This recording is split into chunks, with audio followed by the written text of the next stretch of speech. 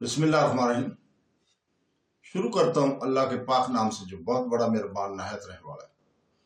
दोस्तों, बहनों, भाइयों, बुजुर्गों, अस्सलाम वालेकुम वरहमतुल्लाहि वबरकातुहू। तारीख़ इस्लाम में हमने जो सिलसिला शुरू किया हुआ है सुल्तान रुकनुद्दीन बैबरस, इसकी किस्त नंबर 31 है। तो दोस्तों, बैबरस अली सुबह सवेरे नमाज से फारिग होकर नजमुद्दीन अय्यूब के महल के सदर दरवाजे की जानब निकल आया। दरवाजे पर मौजूद पहरेदार ने उसकी जानब मशकूक निगाहों से देखा तो इसने अपना तारुफ कराते हुए इसे मुतमिन कर दिया। गुफ्तगू का फान उसे खूब आता था। किसी को मुतमिन करना इसके लिए कोई मुश्किल काम नहीं था। वो कुछ देर खुली फजा में चहलकदमी का ख्वाहिशमंद था। जब से वो शाही महल में आया था इसकी आजादी सल्ब होकर रह गई थी। आज कुछ जुलाई सी तारीख थी और धीरे कदमों से चलता हुआ शाही महल से दूर निकला। बाजार अभी तक बंद ही थे। दो एक दुकानें खुली हुई थी।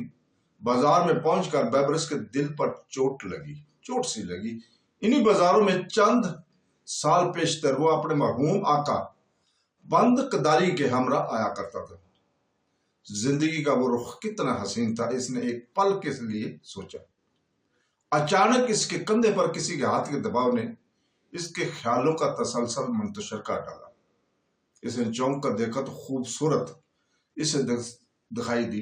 वो इसकी तबीयत को गुदगुदा कर चली गई। वो सुबह सवेरे किसी ऐसे चेहरे को देखने का कतई ख्वाहिशमंद नहीं था। बैबरस, सुनाओ कैसी गुजर रही है? अल्लाह का शुक्र है, दिन मुतमिन है, जमीर में कोई खलश बाकी नहीं। बैबरस ने नहायत तहम्मुल से उसे जवाब दिया। आखिर इत्मीनान क्यों ना हो? शाही महलों के मजे जो लूटे जा रहे हैं वो इस्तज़ाविया चेका शाही महल में भी मशीयत एजी ले गई है। इसमें मेरा कोई कमाल नहीं है।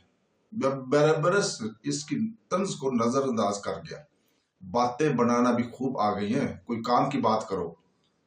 बैबरस अब उकताहट महसूस करने लगा था।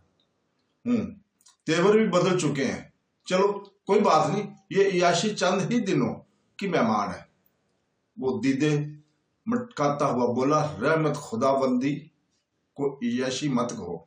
चलो जो तुम कहते हैं वही सही। मेरे आका का कहना है कि चंद ही दिन की बात है। तंदस फिर इन्हीं की तरफ पे जूतियां कसाया करेगा। बैबरस फिर इन्हीं के दर पे जूतियां घसाया करेगा। ठीक है, अगर मेरे मुकद्दर में यही लिखा हुआ है तो मैं इसी पर शक कर रहूंगा। बैबरस ने लापरवाही से जवाब दिया। वो अब हैरानगी से इसका मुंह देखने लगा था। नहीं, कोई बात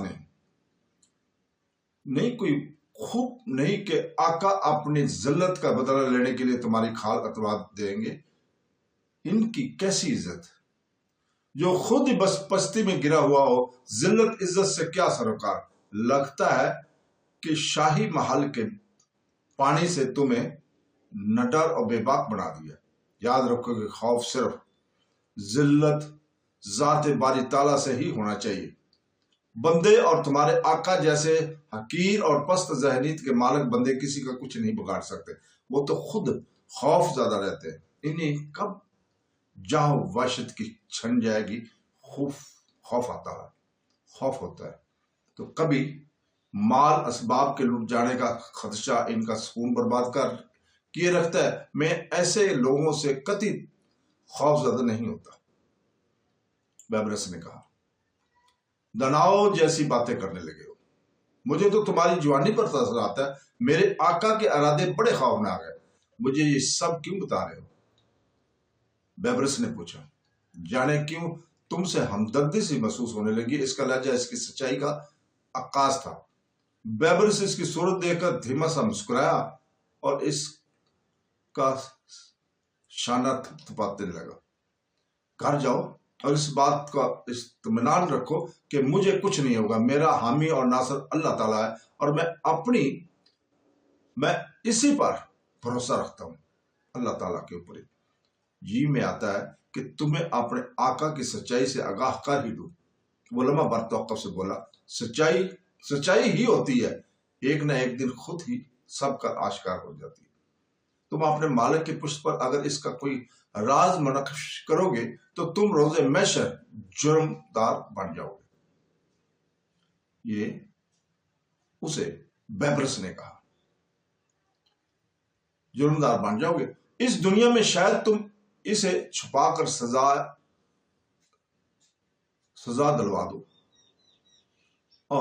مگر اس دنیا کی فکر کرو جہاں کوئی کسی کو محفوظ نہیں رکھ پائے گا، لہذا بہتر یہی کہ تم اپنے آقا کی رازداری کی حفاظت کرو اور مجھے کسی قسم کی کوئی بات بتائے بغیر اپنے مطلوبہ کام مکمل کر کے گھر لوٹ جاؤ۔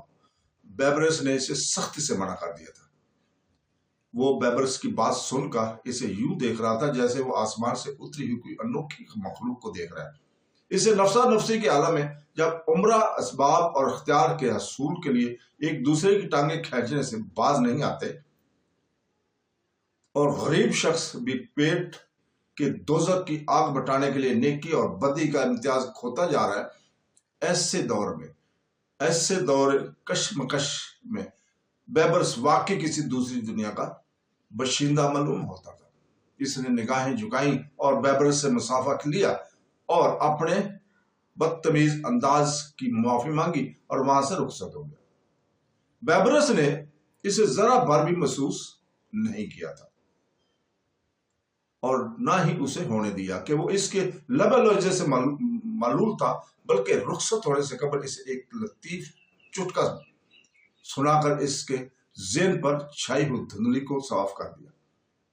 پل بھر کے لیے بیبرس نے اسے جاتے ہوئے دیکھا اور اس کی جانب سے منہ موڑ کر واپسی کی راہ اختیار کی۔ اس کے ذہن میں اس غلام کی باتیں تیزی سے رواں تھیں۔ وہ اس کے چالاک آقا جمال الدین المرائی کو ایک پرانا اور منہ چڑھت غلام تھا۔ بیبرس کے بارے میں اچھی طرح جانتا تھا کہ وہ خود کو مہمان سے سمجھتا ہے، وہ مہمان شاید سمجھتا ہے، اور دوسرے لوگ اس کی نگاہ میں حقیر اور پست۔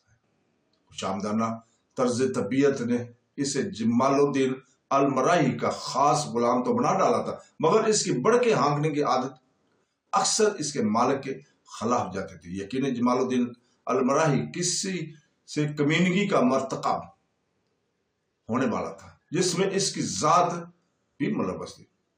اس بارے میں اسے کہا کیا کرنا چاہیے۔ وہ اب اس بارے میں سوچ و بچار میں تھا، جانے کب وہ نجم الدین ایوب کے محل میں داخل ہوا اور کب اپنے جائے قیام میں پہنچ گیا اسے خبر تک نہ ہوئی۔ اس کا ذہن مسلسل متحرک تھا۔ تو دوستو اس کے ساتھ ہی آج اجازت چاہتے ہیں، کل انشاءاللہ تعالی ہم 32 نمبر قسط آپ کے سامنے لے کر آئیں گے۔ کل تک کے لیے اجازت، اللہ حافظ۔